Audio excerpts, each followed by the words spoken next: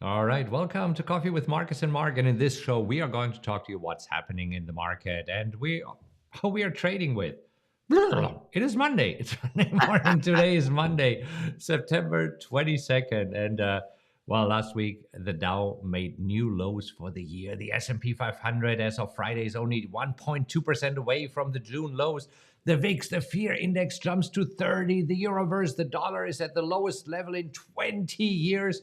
Crude oil is at the lowest level since January. And then this week we have the core PCE data, the Fed's favorite inflation indicator, and we have 12 Fed speeches. 12. So what's going on? How do we trade the markets? That is exactly what we're going to talk about right now. Plus, of course, we'll show you our current positions and how we are trading the markets. And we had some action on Friday. So also this morning, a few trades that we want to show you. So as you can see, there's a lot to talk about. So let's get started. But before we do, hi, I'm Markus Heitkoetter. This super smart guy over there is my head coach, Mark Hodge, and we are real traders who trade live accounts. See, this is why we got a lot of trading experience, and we're showing you how we trade these crazy markets. And obviously, we know our stuff, and we're not afraid to tell you like it is. So if you're looking for some honest insights into the fascinating world of trading, you are in the right place. Now, with that said, Mark, let's talk about these crazy markets and also what happened here on Friday. I actually want to bring up the Dow for a moment because the Dow made new lows for the year, at least intraday lows. Yeah, I mean, we finished lower by 486 points on Friday, and we took out those June lows. Interesting to see that because there were times when the Dow was just kind of hanging in there and a little complacent compared to the other indices like the Nasdaq, tech heavy Nasdaq. But nasty day, and also finishing the week lower by 1,232 points. Yeah, and this is where right now, I mean, all the indices are super close to the June lows. I mean, we went through all of the support levels. We went through the 3,900 level. We went through the 3,800 level. So right now, I mean, the June lows here are sitting at around 3,600, 3,650, somewhere around there. And we are just points away. I mean, this morning we see a little bit of a bounce. We'll talk about this, but it's kind of crazy. And the question is, okay, if this happens, where do we go from there? And I just want to zoom out a little bit. And if these lows do not hold, the next support would be the highs that we made before the pandemic, or then the next ones, this would be at around 3,400. Or right here, we see a double bottom that would be at 3,200. So these are kind of the next targets possibly for the S&P. I agree with you on that one, Marcus. And we're sitting tight around 3,700 right now. So we'll see if we're able to hold up here around these lows. But on the way down, I'd be looking at the same levels. Yeah. And then, I mean, we have a lot going on. I mean, the euro, take a look at this. I got to switch to a weekly chart here. The euro is falling at the lowest level against the dollar since 2002. So, super, super strong dollar. Yeah, and this just doesn't seem to be changing at all. And well, it's an interesting scenario because with high inflation, you would think that metals would be going up, and some people would say that hey, metals should be higher because they are an inflationary protection investment. But with the high dollar, the strong dollar, metals are falling, which is interesting to see too. So that's just throwing everything out of whack. Yeah. So, what is it? GC gold is Yep. GC1. Yep. There's the gold GC1 future. exclamation mark. You see that gold's at lows not seen since 2020. Yeah, and we're still on weekly charts here. And this is because interest rates are just going up. So if you're looking at the 2-year yield here in the US, right now it is sitting at 4.2%. And here's what this means. It means that right now you're putting your money in these bonds in the 2-year yields, you're getting 4.2%. You see, a few years ago, this was at 0.1%. So you couldn't get anything. So this is where right now there's an alternative to investing in stock. See, when interest rates are low and when they're hovering here around 0.1%, nobody wants to put their money into CDs or savings accounts or anything.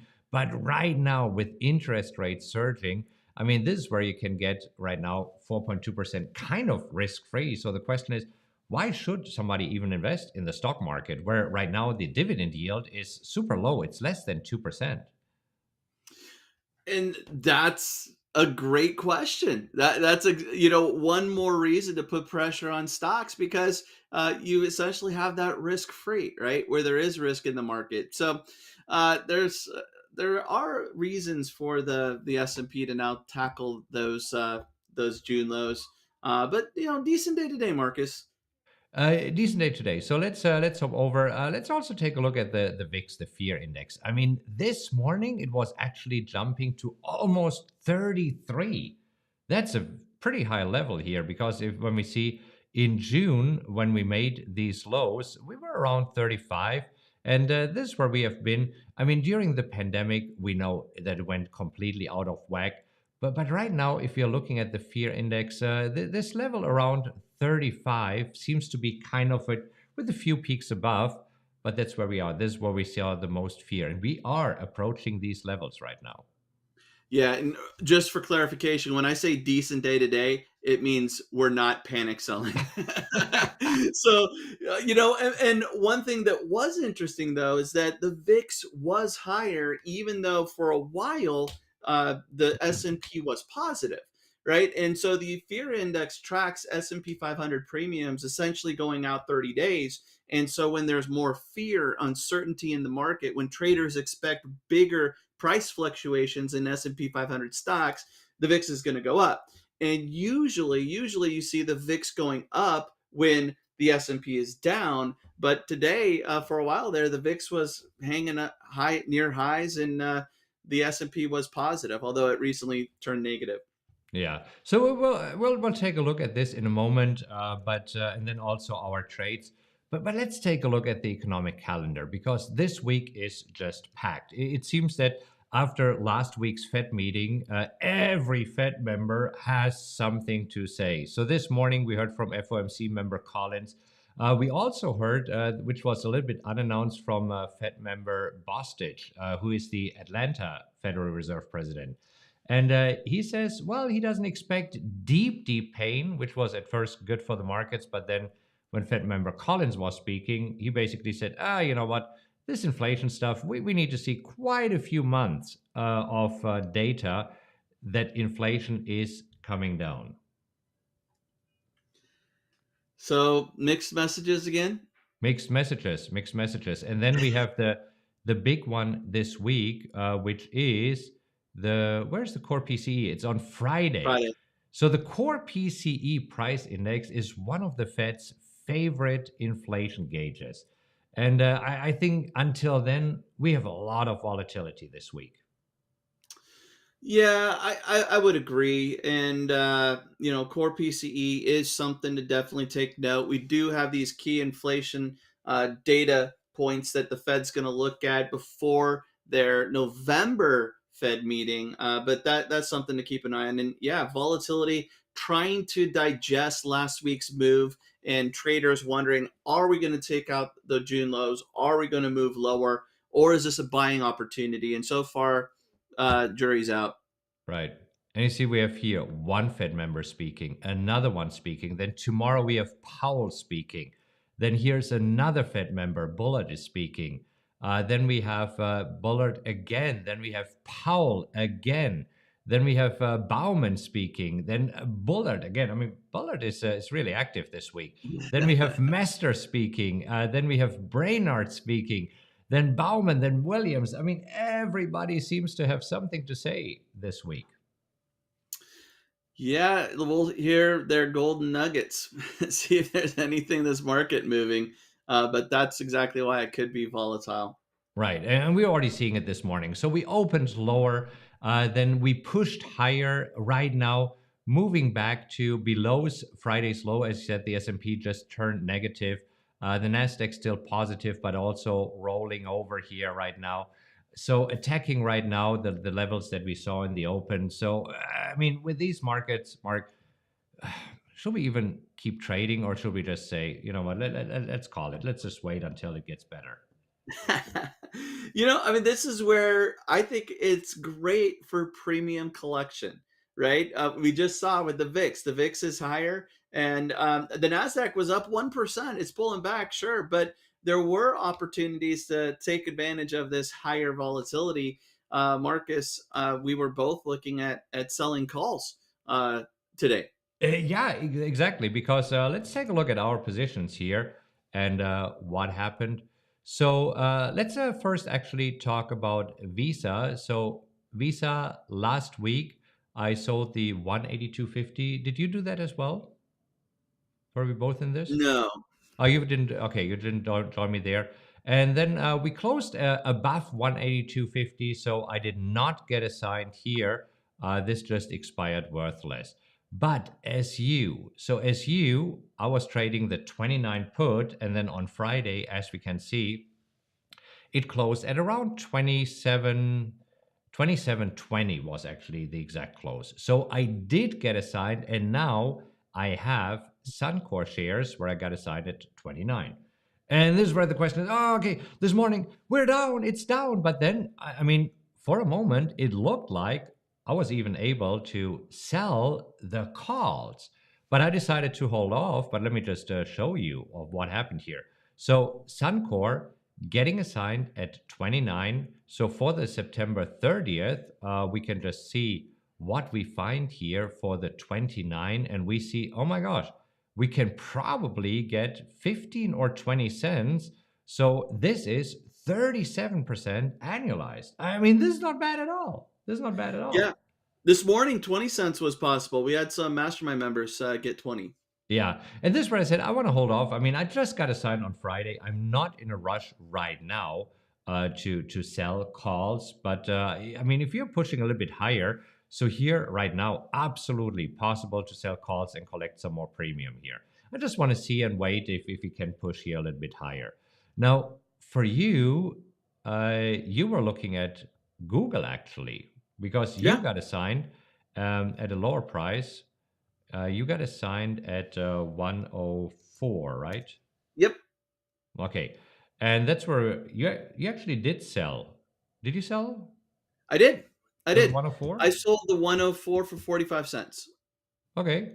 So 45 cents. That's 31% annualized.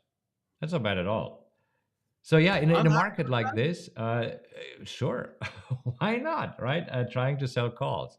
So for me, Google is trading a little bit too low right now. So if you're just zooming in here over the last 6 months or 3 months, this is where we had slightly different trades. So I got assigned at 108. So I have to wait for Google to push a little bit higher before I can sell calls again. But you have already been able to sell the 104 calls. And see, if you were able to sell 104 calls just when we were shy of 100, it means that for me, probably have to go up to 103 and 104 before I can do that. Sure. And honestly, I mean, we've been drifting lower over the last couple of, week or two, but I think we're going to snap back, get back above 100. In fact, today I was watching it and we were drifting back towards 100. We did pull back, but that's when I got that 45 cents. I think 48 cents might have been the high of the day so far for the 104, but I'm happy with it. Brings down our break even. Yeah. And then we have LVS, our much longer term trade than we wanted it to be. But LVS this morning was on a tear. LVS right now up still 13% this morning, being as high as up 15% from after good news from Macau. Yeah, so Macau's government said that they're going to resume issuing electronic visas and allowing Chinese group tours around late October, early November, and traders liking that. We see that LVS has just been all over the place, but now this is the third week in a row where we've been able to sell calls. I decided to go with the 42.50 and get some a little more premium. Marcus, you went with the 43, right? Right, because I just saw it rallying, and with some more good news, I thought, okay, my break even is, I need to recalculate, probably much closer to $41 right now. My cost base is at 46.86. So, I mean, if we are getting called away above our break even, we still make money on this trade, even though we have to give back some of the premium that we collected. So, if we can sell calls above our cost basis, so at let's say 47, then we keep all of the premium that we collected, which for me is now getting close to $20,000, and exit this trade profitably. So this, yeah, you went with the 42.50. I decided to go with the 43 because I was able to get 31 cents. So this gives me a 54% annualized. Yeah, I got 38 cents on the 42.50. I mean, it was a toss up. I think that both of them were good trades. And again, we don't want to get called away here. I do believe that as a call seller, you have to accept that you will get called away at the strike you sell, or don't sell it, right? It's better to wait. But I do feel that we can take advantage of this quick spike where premiums are high. And even if it starts to drift higher, we do have the potential to roll out a couple of weeks, if possible, get some more premium to get closer to that cost basis. Or if we pull back, you'll see that you have what's known as vol crush, right? Where the volatility expands when the stock is going crazy, but then when things calm down a little bit, right now sitting around 40, then you have that volatility crush. And as an option seller, that is a perfect scenario for us. Sell while there's a volatility explosion, and then close it when there's that crush. Yeah. So at this point, this trade, even if it keeps rallying and we get called away, we are still profitable. And yeah, with selling the 42.50, or for me the 43, we still have options because it's a short-term trade expiring on Friday. And so yeah, we took advantage of the volatility rush, as you said. And as we see a volatility crush, we might be able to roll it, even if it goes higher. We might be able to roll it for a profit. Sure. Okay. Now, talking about rolling, this is actually a video that I did of how to roll properly and should you be rolling these calls. And I'll link to it here, right there. Take a look at this video, and then we'll see you again tomorrow morning. Make sure to like this video. Happy trading, everybody.